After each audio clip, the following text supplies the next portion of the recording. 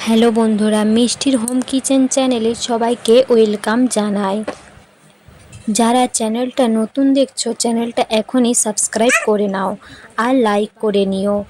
আজ আমি বানাবো চিকেন বিরিয়ানি। একটা কড়াই বসিয়ে দিয়েছি। কড়াই এখন আমার গরম হয়ে গেছে। এই অবস্থায় আমি দিয়ে দেব তেল। তেল গরম হয়ে গেছে। এখন আমি বিরিয়ানির জন্য কেটে রাখা বড় বড় আলুগুলো দিয়ে দেব। আমি নুনও মাখিয়ে রেখেছিলাম। দেব সামান্য পরিমাণে শুধু হলুদ দিয়ে ভালো করে নেড়েচেড়ে নেব। লাল লাল ভাজা হওয়া পর্যন্ত অপেক্ষা করব। সামান্য লাল লাল ভাজা হয়ে গেছে। আলুগুলোর এপিট ওপিট দুপিটি ভেজে নেব ভালো করে। আলুগুলো এখন আমার লাল লাল ভাজা হয়ে গেছে। এবার আমি আলুগুলো নামিয়ে নেব।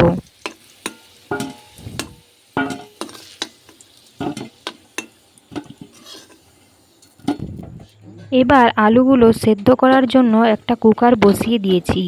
কুকারে আলুগুলো দিয়ে সামান্য পরিমাণ জল দিয়ে একটা সিটি দিয়ে দেব। দুটা সিটি হয়ে গেছে। এখন আমি বন্ধ করে নেব। এদিকে কড়াই বসিয়ে দিয়েছি। যেই তেলে আলু ভাজা হয়েছিল সেই তেলেই সামান্য পরিমাণে আরেকটু তেল দেব। তেল গরম হয়ে গেছে।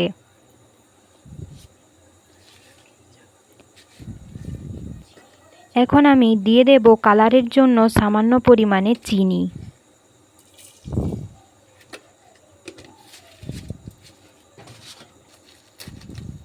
আর দেব একটা তেজপাতা। চিনিটা লাল হয়ে যাওয়া পর্যন্ত অপেক্ষা করব। লাল হয়ে উঠে এসেছে। এই অবস্থায় আমি কোচানো পেঁয়াজ দিয়ে দেব। পেঁয়াজটাকে ভালোভাবে নেড়েচেড়ে নেব। যতক্ষণ না লাল লাল ভাজা হয় পেঁয়াজটা ভাজতে থাকব। মাঝে দিয়ে দেব সামান্য পরিমাণে লবণ, যাতে পেঁয়াজটা ভালোভাবে তাড়াতাড়ি গলে যায়। আরও কিছুক্ষণ অপেক্ষা করব। পেঁয়াজ আমার ভাজা হয়ে গেছে। এখন আমি দিয়ে দেব বিরিয়ানির জন্য ধুয়ে রাখা হলুদ নুন মাখানো মাংস। ভালোভাবে মিশিয়ে নেব। পেঁয়াজের সাথে ভালোভাবে মিশিয়ে নেব। পেঁয়াজের ওপর মাংসটা দিলে এর একটা ভালো স্বাদ আসে। মাঝে মাঝে নেড়ে চেড়ে নেব যাতে নিচে লেগে না যায়। এবার আমি দিয়ে দেব টমেটো কুচি।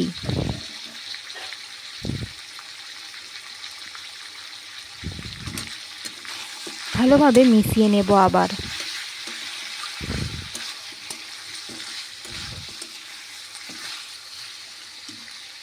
টমেটো আর মাংসটা সামান্য ভাজা ভাজা হয়ে গেছে। এখন আমি দিয়ে দেব পরিমাণ মতো হলুদ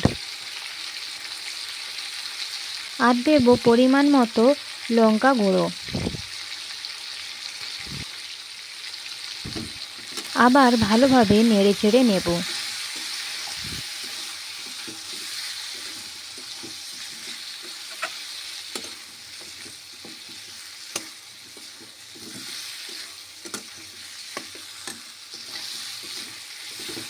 মাঝে মাঝে নাড়তে থাকবো যাতে হলুদ লঙ্কা পুড়ে না যায়।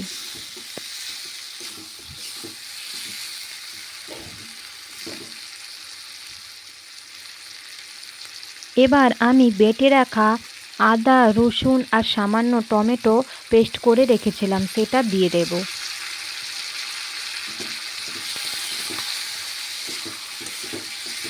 ভালোভাবে মিশিয়ে নেব মাংসের সাথে। রসুন আর আদার কাঁচা গন্ধ যাওয়া পর্যন্ত ওয়েট করব। মাঝে মাঝে নাড়তে থাকবো যাতে আদা রসুন নিচে লেগে না যায়। এখন আমি দিয়ে দেব আদা রসুন বাটা ধুয়ে রাখা জল, যাতে মশলাটা ভালোভাবে কষানো হয়। মাঝে মাঝেই নেড়ে চেড়ে নেব।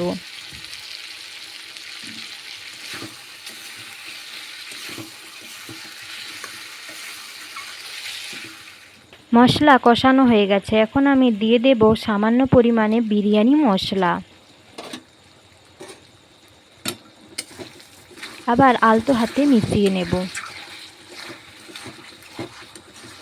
এতে ফ্লেভারটা ভালো আসবে। মাংসটা কষানো হয়ে গেছে, আমি এবার কুকারে দিয়ে দেব সেদ্ধ হওয়ার জন্য।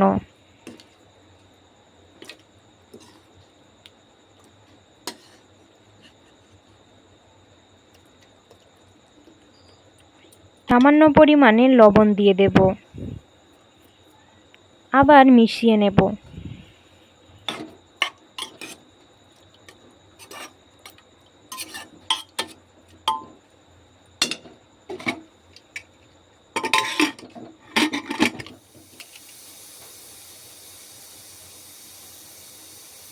দুই থেকে 3 মিনিট অপেক্ষা করব সেদ্ধ হওয়ার জন্য।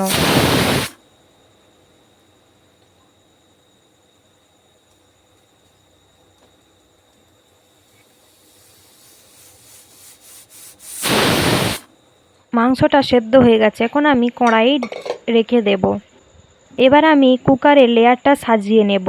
প্রথমে দিয়ে দেব ঘি, দিয়ে দেব ঝোল,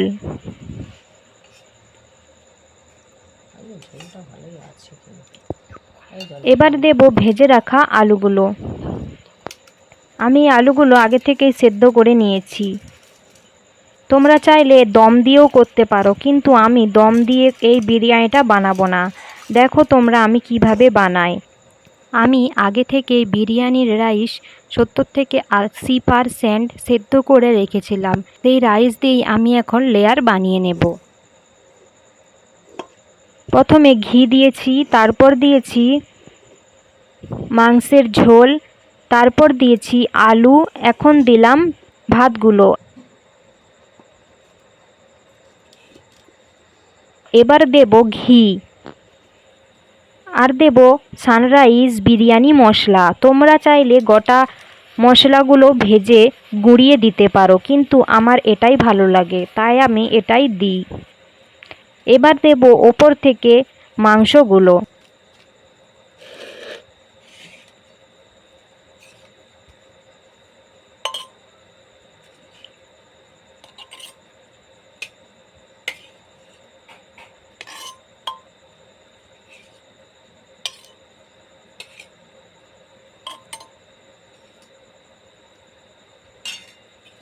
আবার এরপর দিয়ে দেব বেঁচে থাকা ভাতগুলো।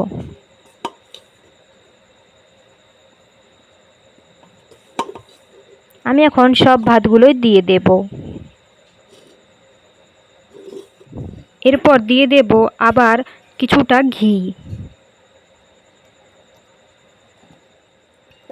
এবার দিয়ে দেব বিরিয়ানি মশলা, তারপর দেব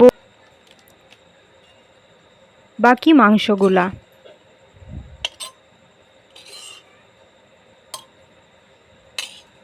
ভালোভাবে সাজিয়ে নেব।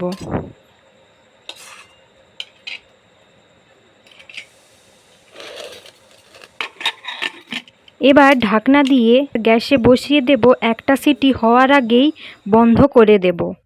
তাহলেই হয়ে যাবে একদম ঝটপট ঘরোয়াভাবে বিরিয়ানি। আমার একদম রেডি হয়ে গেছে, দেখো দেখতে কত সুন্দর হয়েছে, ঝরঝরে একদম, আর খেতেও খুব সুস্বাদু লাগে। এইভাবে খেলে কারো শরীর খারাপ হবে না। খুব কম মশলায় হট বিরিয়ানি বানিয়ে দেখুন,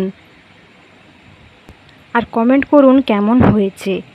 তোমরাও ঘরে এইভাবে বানিয়ে দেখো, খেতে খুব সুন্দর লাগে। নতুন একটা রান্না নিয়ে আবার ফিরে